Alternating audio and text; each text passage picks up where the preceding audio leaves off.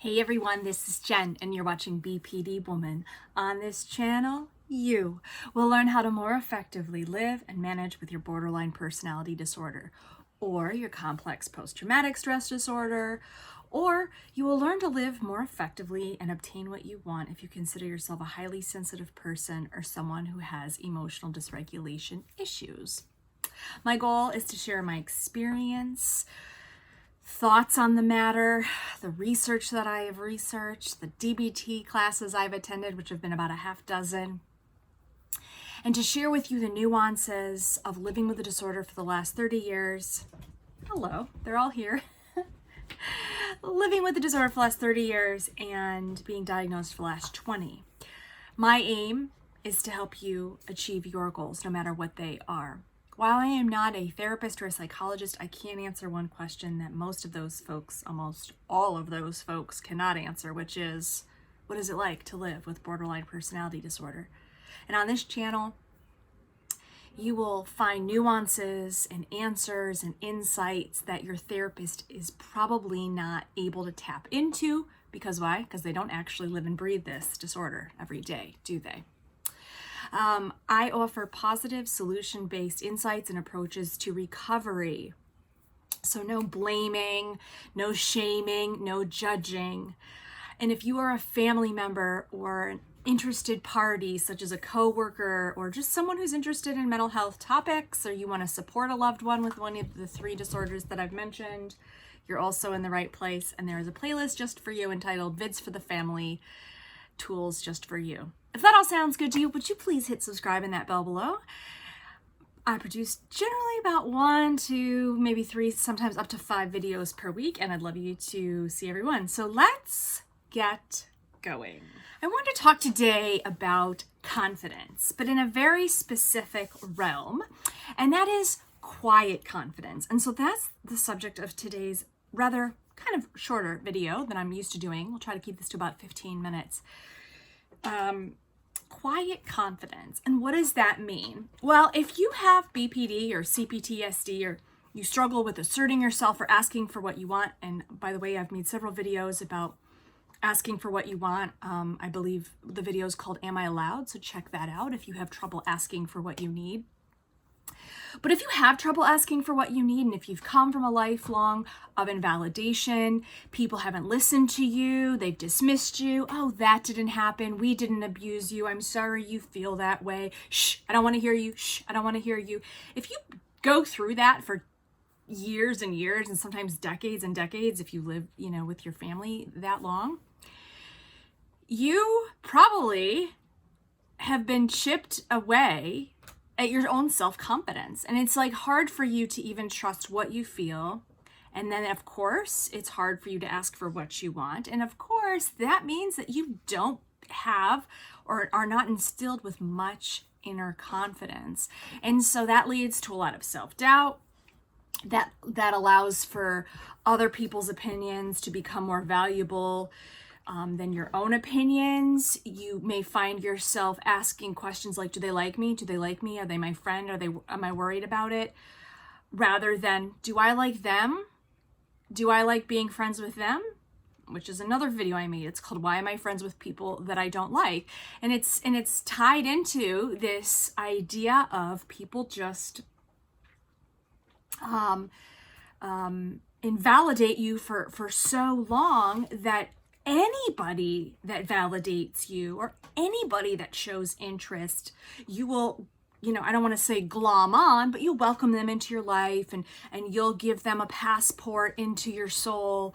And sometimes you find that you don't even like some of these people, but that they're simply there because, you care more about what they think, and that they're somehow building your confidence, but it's a false narrative and it's a false sense of confidence. Confidence comes from within, and that is a really broad way to say a very complex thing. But essentially, what self-confidence looks like is you trusting yourself, you trusting your own decisions, going grocery shopping, and let's say you've always bought a certain type of juice for someone in the family because they want it and they've been very vocal about wanting it. And you've never chosen like a juice that you've wanted. And one day you walk in and you're like, you know what, I really like this guava juice and I'm gonna buy this juice today. I've bought the other person's juice for so long. We're gonna try this one this week, right? So it may come out in things like, I don't really think I want to go to Mexico for vacation. I think I'd rather go to Iceland, right? It comes off in, being true to who you are in your opinions, whether, that's the way that you choose to vote or the kind of religion that you want or your sexuality, or do you want to date someone right now? Do you not?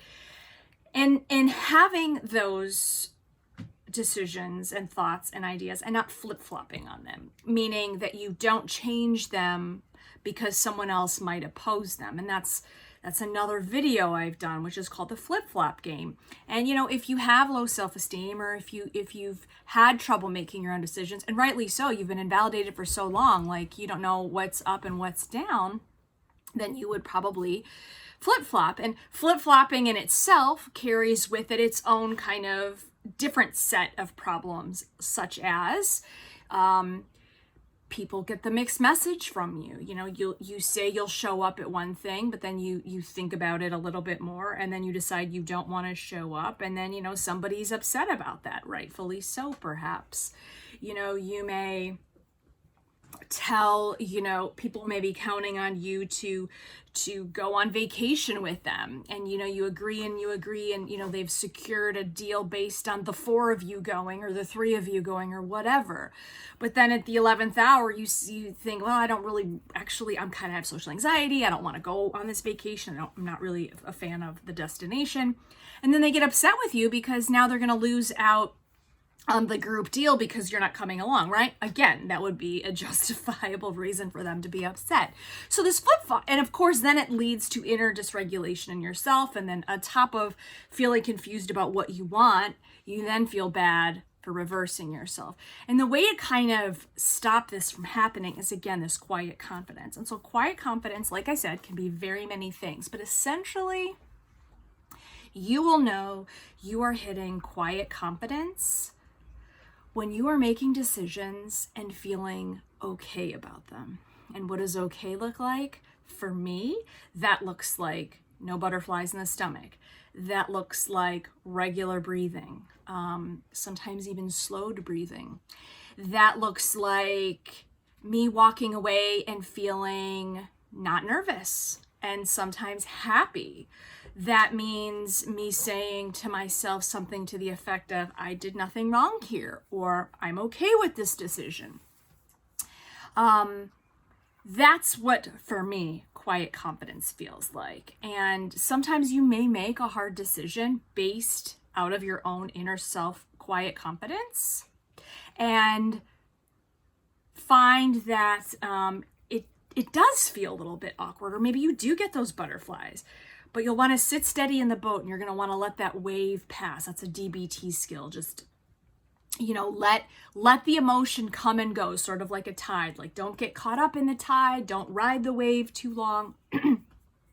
Because soon enough, another emotion or feeling is going to come in place of the one that you were just feeling. Nothing is permanent. Now, how is quiet confidence different than loud confidence, right? Well, I want you to imagine someone who is very boisterous, or someone who always needs to tell you their opinion, or someone, and I'm not saying that I'm talking about, we're going to the extreme here, right? So someone who's kind of like a braggart, or someone who, you say you've been to Timbuktu, and they're like, oh, I've been to Timbuktu City, you may have run like a 5 mile, you may run a 5 miles, but then someone's like, oh, I ran 6, right? It can be someone who always has the answer to something, or someone who seems to be an expert in anything. That's not actually confidence. That's actually insecurity, in my opinion. And I think you could even draw a parallel to someone being really insecure, and sometimes even like, those who are genuinely diagnosed with narcissistic personality disorder, that really signals insecurity. When someone has to show you that they're so confident, that means that they don't actually feel confident. And in some ways, it means they're seeking outer validation. So quiet confidence is really, for me, confidence, because it can only come from one place, and that's from inside you. Yes, of course, people can build you up and say, attaboy, like when my clients text me, oh, thank you so much, Jen, great job, or they tip me money, or, someone tells me I look nice. Like, of course that makes me feel good. That's a little boost to my self-esteem, but that's not at the heart of what gives me confidence. Those reinforcers are helpful, of course. Feedback is necessary in life to know, how are you doing? How are you, servicing a client, or, how are you interacting with a friend or a family member? That feedback is good. You need to know where you're at so that you can fine tune things or move on if you need to. But that's not what is the heart of my quiet confidence. And the number one thing, I will say there's two things that have helped me over the years. And believe me, it doesn't come easy. There's no overnight fixes with this disorder, okay? We're only trying to replace ineffective, cognitively distorted behaviors with effective behaviors. And that takes a long time. If you write with your right hand, which I do, if you've done that for, 20 years, and now, you need to write with your left hand, do you write the same with your left hand as you do with your right hand? No, not unless you're like a 1%er and like a genius. It takes a long time. It's going to be, illegible, or I messed that word up, not legible. It's going to be messy. It's not going to be concise. It's not going to be straight or neat, right? And so think of then the right hand is all of the behaviors that have become learned to you, that are distorted, that are cognitively not helpful, that are ineffective. And and that's your borderline. And think of the left hand as trying to replace with new behaviors. At first you learn to write the alphabet neatly. And then over time, hey, sweetie. And then over time you learn how to, And then over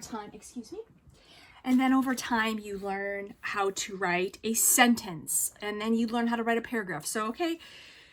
But the two things that have really helped me build my own confidence are this. The first thing is that I always make sure that I am acting on my morals, my goals, who I want to be, and that I'm doing things with respect for myself and the other person. So that can be many, many things, but that's sort of like the root. The second thing that helps me build my quiet confidence is I ask myself the following question. Do I like this? Do I like this person? What do I think of this situation? What do I think about this matter? Is that something that I want, or is that something that I don't want? Ooh, do I really like this? Oh, I really like this. So the first is acting within my morals and my values and my respects and sort of like the tenets of who I want to be in life, so that I feel and I am clear conscienced. And then the second is an interrogative question that alludes to how I feel about a situation.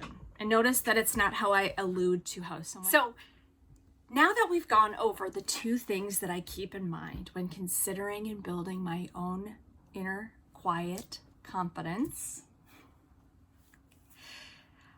I want to give you a real world example that happened today that demonstrates how I put this quiet confidence into action and how things would have played out had I not had this inner confidence. So just to recap from a couple moments ago, the two things that go into the building of my quiet confidence, and this is over time, little by little, starting small, getting bigger, is one, I act within my morals, my ethics, how I want to treat people. I act kindly and respectively as much as possible. And then the second thing that I do to build that confidence is that I ask myself, what do I think of the situation? I only seek a answer from within. What do I think? How do I feel? So the answer comes more about how you see the world rather than wondering how other people see the world. So let's give an example. So today I was walking my dog, who's right behind me. Hello. And a few videos ago, I talked to you about a neighbor who's also been a client, and she and I had an interaction that left me feeling very troubled. She was very brusque with me, kind of blew me off. Then she snipped at me, and then when I was feeling emotionally dysregulated, I asked for some time alone, and that I was just going to walk my dog in the other direction. Originally, she and I were supposed to walk our dogs together, and she wasn't respecting that. Anyway, so it was like this really like awkward interaction, and I was like, okay, this is not cool. And then like her contacts dropped off, and she didn't really text that much anymore. Anyway, so fast forward, I'm out there today, and I've already had my 2 COVID vaccines, and Saturday was my birthday, and I was just wrapping up this walk with my dog, and I saw her and her dog coming, but I was like walking back into the entrance of my building because I knew that I didn't want to really interact with her. But because she's been a client, if she reaches out to me, like, I feel that a professional thing to do is to say hello and be cordial. So she's like, Jen, and she's like on the sidewalk, kind of like further away. She's like, Jen. And I was like, oh, okay, let me walk over. So, I walk over. She initiated the conversation. She started talking. And she was like, oh, yeah, like I got my 2nd COVID vaccine on Saturday. I was like, oh, like, how did you feel? And then she told me, and she goes, well, how are you doing? And I could barely say like 2 sentences, and then she cut me off again. And it went something like this. She was like, how are you doing? And I said, oh, really good. My business is picking up again. I was like, it was my birthday on Saturday. All very, really positive things. To which she said nothing. She didn't say, oh, that's great. Oh, good to hear it. Oh, belated happy birthday. Like normal people would say to you. Okay. And especially someone who stopped me to engage in conversation. So if you don't want to talk to me, I don't know why you stopped me in the first damn place. I had my back to you. We could have just pretended like we didn't see each other. And then my dog was there, and she was excited, and her dog was excited, and I said, oh, but I experienced some really weird side effects 2 weeks later. And she's like, okay, well, I'm on my lunch hour, so I have to start walking. Just like kind of cut me off. So didn't respond to anything I said, nothing really positive that she said. She's like, well, I'm on my lunch hour, so are you walking or are you coming back? So she was kind of inviting me to like go on this walk with her, and I'd already finished up my walk, and I was kind of on a time crunch today. So I said, no, we're going back in. And she's like, okay, well, like we'll text, we'll text each other, or I'll text. And I was like, okay, right. And then she walked away, and I was like, come on, sweetie. And like, I had my dog. I was like, okay, mood. But, inside I was like, yeah, that won't be happening. In the words of Randy, who used to be a judge on American Idol, it's a no from me, dog. No, I don't. First of all, I'm not texting you. You won't be texting me. And that sounds terrible, and you're rude, and this is the 2nd instance now that I've had of you being rude, and I don't like it. And so, when I walked back inside, I didn't think to myself, I'm a bad person, I've done something wrong, well, why didn't she say something positive back to me? Like, did I do something to upset her? None of those questions entered my mind. The thing that entered my mind was, she's rude. She's had a history of being rude to me. I don't know why. I don't like it. It's uncomfortable, and I did nothing wrong in that situation. Okay, so that's step 1. Did I act within my morals? Did I treat her kindly in that interaction? Did I share appropriately? Yes. And then the second part of that is, do I like how she reacted? Do I like how she responded? Do I like the way that made me feel? No. So I went upstairs, so maybe 10 or 2 minutes later after that interaction, 2 to 5 minutes later, and I considered just blocking her. Like, I was like, ugh, it was just like, a shirt that I just, I wanted to get off, get it off. Like, ugh, it's dirty, get it off. And I was like, oh, I'll block her. And then I was like, no, because first of all, I only try to block people that are really harassing me. And blocking someone really is up here. It's not really in the phone. So if the way you're blocking someone is just by the phone, and I'm talking about, of course, I'm not talking about extreme cases. Somebody's harassing you or bullying you, or you're trying to like really go no contact with someone. I'm not talking about that. I'm just talking about like regular annoyances, or you don't like someone, or friendships kind of fizzled out, or what, you've had an argument with somebody. I don't block people at this point. I try not to do that unless it's really in a bad spot. And so I've made this promise, and it's something that I want to live up to. And so I was like, no, I'm not going to block her. And also, if she realizes that I've blocked her, and eventually at some point she reaches out to me again for some kind of work-related, dog walk, or I don't want it to show not delivered and then give her an opportunity to, blast me on, I don't know, some kind of review forum or social media. I don't know. So if she does reply, I'll just my answer for the rest of time will be like, no, I'm busy, I'm not available. So instead I just saved her as the contact. Like I saved her like how she normally is, but I edited it and I put don't answer in front of it. So the first name is now don't answer, and then her actual name is the last name. So that's a way that I take control, and that I've checked all of my boxes, and that I'm 100% confident and quietly so about that interaction. Now, what would it have looked like if I felt really insecure and it had the opposite of confidence? Well, there would be probably I would cry. I might complain about her to someone else and seek someone else's advice or validation.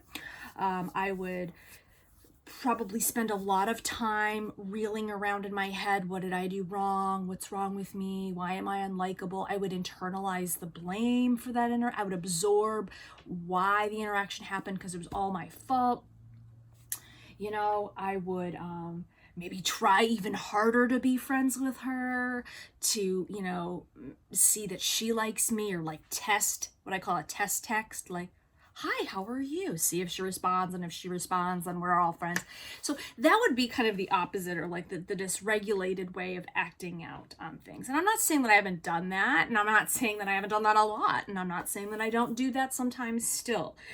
What we're trying to do here is lessen the amount of instances that those behaviors take over, and instead replace them with more effective, quietly confident ones. My name's Jen, and you've been watching BPD Woman, and I've been talking about quiet confidence and how you can better assert yourself more effectively. I've also just done a video called Rude, People Who Interrupt, Interject, or Dismiss You. Check that one out. And in addition to that one, I've also made a video about ghost busting and how to be confident when someone ghosts or ignores you. If you're not already subscribed, please do so. Give us a like, give us a comment, tell me what's up. And until I speak with you next time, in everything you do, please be effective. Bye-bye.